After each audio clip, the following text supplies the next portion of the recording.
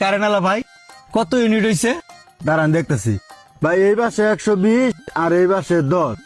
তাহলে কত ইউনিট হইলো? ভাই 130 ইউনিট। না কিন্নি কাজি গাইতেছে জানেন, দেখা গেল আপনি কারেন্ট বিল দিয়ে গেলেন 130 ইউনিট, পরে দেখা গেল আমার কাছে টাকা নাই। তাহলে ভাই ওই 130 ইউনিটে কয় টাকা হইব? ভাই 600 টাকা আর হইলো মিনিমাম চার্জ 50 টাকা, 650 টাকা। তো মিনিমাম চার্জটা কি? ভাই ওই যে আমরা যাই আসি, এই যে লইকা নিয়ে যাই, আবার অফিস স্টাফ আছে, বিভিন্ন খরচ ভাই 50 টাকা। ও তাহলে আপনারা যাওয়া আসা করেন, লেখেন, এই বিলও আমাকে দেওয়া লাগবো? অবশ্যই দিতে হবে। তাইলে এক কাম করেন, আপনার বউ বাচ্চা যা আছে না, হেগর খরচ হইতে লেখেন আর 50 টাকা। না না, তা দিতে হবে না। কেন ভাই, তা হইবে না কে? ভাই এগুলা নিলে আমার চাকরি থাকবো না। ও আপনারা চোর হইলো ইমানদার আছেন না? তা ভাই ওই সব মিলে তাহলে কয় টাকা হইলো? আপনার কারেন্ট বিল 600 আর সার্ভিস চার্জ 50 আর হলো মিটার ভাড়া আপনার 60 টাকা। এই হলো 710 টাকা। কি ভাই 60 টাকা মিটার ভাড়া কিসের? কেন ভাই বোঝেন না? এই মিটারটা আমাদের অফিসের লোকজন এসে লাগাইছে না, এই বিল। ভাই আমি দুঃখে না বলো দিয়ে যাইতাছি, আমার ঘরে মিটার লাগাইছেন, আবার মিটারের ভাড়া কিসের?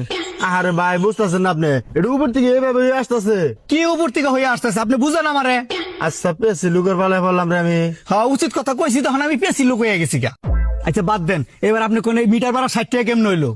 আর ভাই সরকার থেকে এই মিটারটা আপনাকে ফ্রি দেওয়া হয়েছে, তাই 60 টাকা মিটার ভাড়া নেওয়া হয়।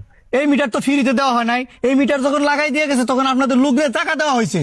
আরে ভাই ওটা টাকা নেওয়া হয় না, ওটা হলো তাদের পারিশ্রমিক যারা লাগাই দিছে না। আচ্ছা ভাই এই মিটারের ভাড়া আমার কতদিন দেওয়া লাগবো?